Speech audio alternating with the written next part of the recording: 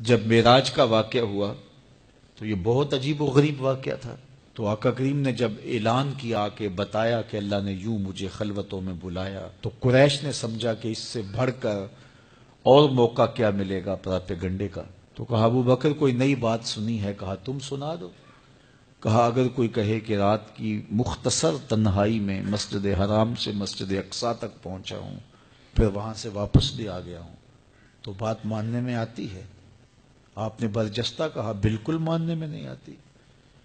اتنے مختصر وقت میں مسجد اقصی جائے اور پھر پلٹ کے بھی آ جائے، کم از کم 2 ماہ چاہیے. 1 مہینہ جاتے ہوئے لگتا ہے، 1 مہینہ آتے ہوئے لگتا ہے.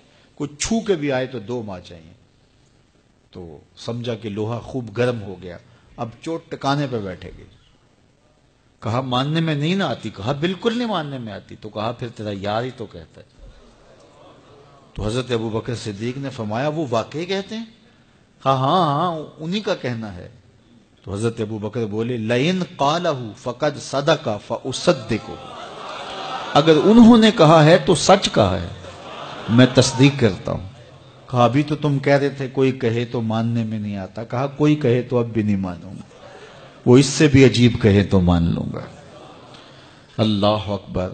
فبذالک سمی صدیق، علماء نے لکھا یہ وہ وجہ تھی جس کی وجہ سے آپ کو صدیق پکارا جانے لگا. معراج کی تصدیق کی اور صدیق کہلائے. صدیق تصدیق سے بھی ہے، اور ساری زندگی آپ نے جھوٹ زبان پہ نہیں آنے دیا. آپ کی طبع میں جو صداقت رچی بسی تھی، بلکہ ایک مشکل وقت آیا آپ پر، وہ جب حضور علیہ السلام کو اللہ کا حکم ہوا اور ہجرت کر کے حضور مکہ سے مدینہ کی طرف عازم سفر ہوئے، تو حضرت سیدنا صدیق اکبر رضی اللہ تعالیٰ عنہ ساتھ تھے.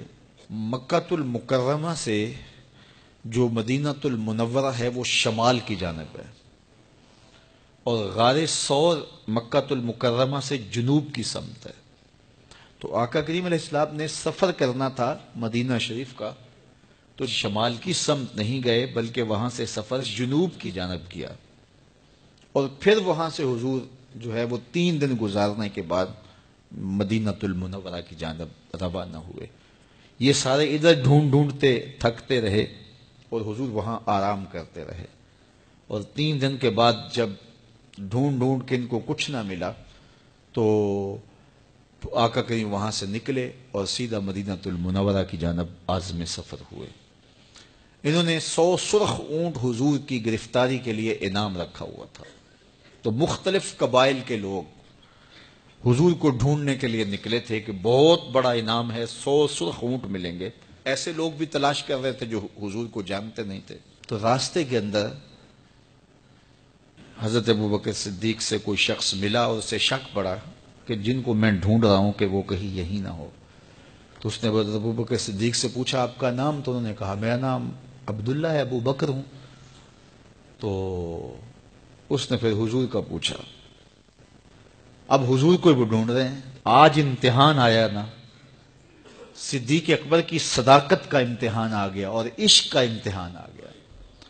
اگر کہیں یہ حضور ہیں تو عشق گوارا نہیں کرتا کہ یہ گرفتاری عمل میں آئے، اور اگر کہیں کہ یہ حضور نہیں ہیں تو ابو بکر صدیق کیسے رہیں گے؟ آج کل تو وہ سڑکیں بن گئی ہیں اور سائن لگے ہوئے ہیں، آپ اکیلے یہاں سے نکلیں تو جہاں جانا چاہیں خود جا سکتے ہیں.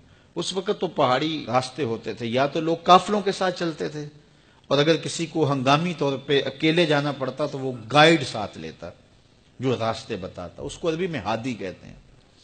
ہادی، رہنما، گائیڈ جو راستہ بتاتا. تو حضرت ابوبکر صدیق سے اس نے پوچھا یہ کون ہے آپ کے ساتھ؟